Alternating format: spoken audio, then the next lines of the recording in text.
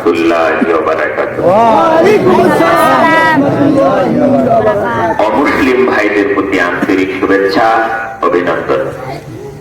আলহামদুলিল্লাহি রাব্বিল আলামিন, আসসালাতু ওয়াসসালামু আলা সাইয়্যিদিল আমবিয়া ওয়াল মুরসালিন ওয়া আলা আলিহি ওয়া আসহাবিহি ওয়া আহলি বাইতিহি আজমাইন। আজকের এই আলোচনা সভার সম্মানিত সভাপতি, আমার সাথে আগত নেতৃবৃন্দ, আমার একান্ত প্রিয় এই কৈফুলকি এলাকা সহ ৮ নম্বর ইউনিয়ন ৮ নম্বর ওয়ার্ডের বাসিন্দা এবং আশেপাশের এলাকা থেকে আসা আমার একান্ত প্রিয় ভাইয়েরা, মহান আল্লাহ তাআলা শুকরিয়া যে মহান আল্লাহ তাআলা আজকের এই আলোচনা সভায় আমাদেরকে আসার এবং বসার সুযোগ দিয়েছেন। এই জন্য আল্লাহর দরবারে শুকরিয়া, আলহামদুলিল্লাহ। দরুদ এবং সালাম বিশ্ব নবী জনাব মুহাম্মদুর রাসূলুল্লাহ সাল্লাল্লাহু আলাইহি ওয়াসাল্লামের প্রতি। সম্মানিত ভাই সাহেব, বাংলাদেশের জামাত ইসলামী রাষ্ট্র ক্ষমতায় আসলে কি করবে?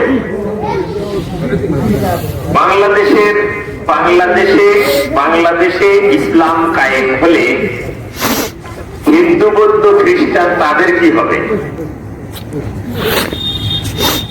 আমি এই বিষয়গুলোকে কেন্দ্র করে আমার কথা বলার চেষ্টা করবো। আমার তৌফিক ইল্লা বিল্লাহ।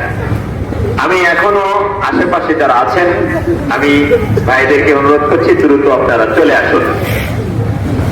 আমি আমার আলোচনা শুরু করছি এভাবে। ছাত্রছাত্রীরা বার্ষিক পরীক্ষার ফলাফল শুনে বাড়ি যাচ্ছে। প্রতিমধ্যে টঙ্গের উপরে, টং বুঝিত, টঙ্গের উপরে দাদার বয়সে একজন বুড়া মানুষ বসে আছে। বাচ্চাদেরকে জিজ্ঞেস করতে দিয়ে যাচ্ছে, বাবা তুমি পাস করছো না ফেল?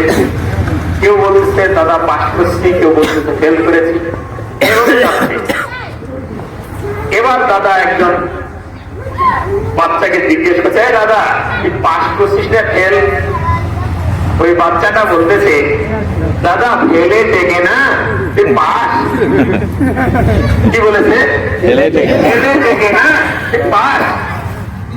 দাদার তো মাথা ঘুরে গেছে, সমাজ এসব কয় কি? তার ছেলের হাত ধরছে।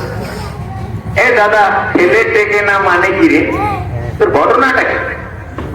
এবার বাচ্চাটা বলছে, দাদা আমি তো ক্লাস 4-এ পড়ি, প্রতি বছর 2-1 সাবজেক্ট করে ফেল করি, স্যার আমার 5 দেয় না।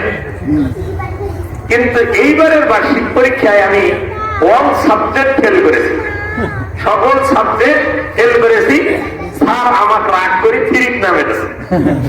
কোথায় নামে দিয়েছে? 3। এই জন্য বাচ্চাটা বলতে ফেলে থেকে না এবং পাস করবে বসে।